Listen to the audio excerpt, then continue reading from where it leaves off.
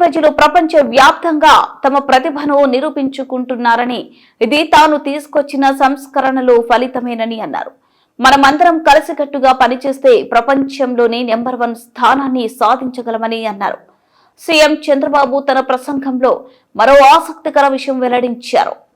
ప్రపంచంలో అత్యధిక తలసరి ఆదాయం భారతీయులదే అయితే వారిలో 33% మంది తెలుగు వారినేనని తెలిపారు.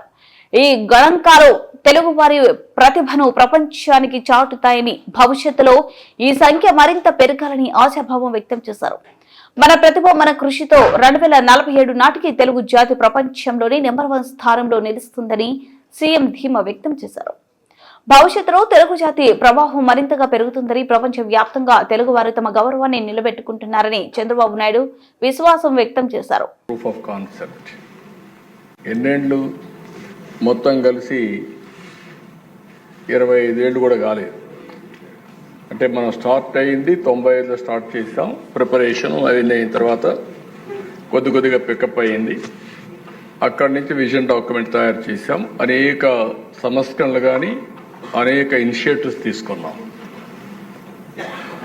మనకు వచ్చింది కూడా ఆర్థిక సంస్కరణ వచ్చింది 91. టెక్నాలజీ రెవల్యూషన్ వచ్చింది early 90s. Internet revolution bill gates innovate చేసింది 91, 92 ఆ ప్రాంతంలో వచ్చాడు. మనం 95 నుంచి మనం కూడా స్టార్ట్ చేసాం.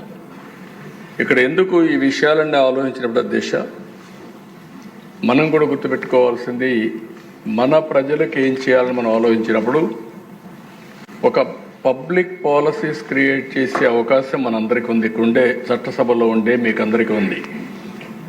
ప్రజలకు ఇది మంచిది, P4 మంచిది, ఈరోజు ఇక్కడ అమలు చేసే పరిస్థితికి వస్తాం. విజన్ డాక్యుమెంట్ తయారు చేస్తాం. ఇందులో కొన్ని పాలసీలు తీసుకురావాలంటే తీసుకొచ్చే పరిస్థితులు ఇక్కడ ఉంటాం. ఈ అవకాశం వేరే వాళ్ళకి రాదు.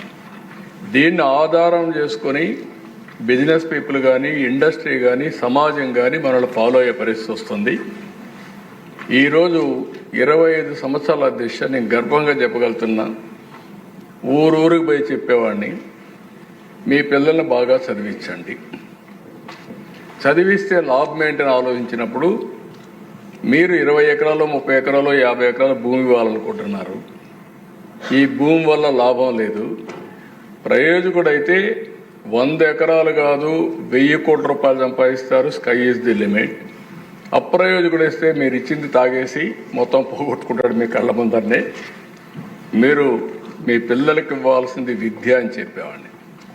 ఐఎమ్ ప్రౌడ్ టు సే దిశ ప్రజల్లో కూడా చైతన్యం. ఆ రోజుల్లో ఊర్లో ఉండేవాళ్ళు టౌన్స్కి వచ్చారు. పిల్లల చదువు కోసమే టౌన్స్కి వచ్చి చదివించారు.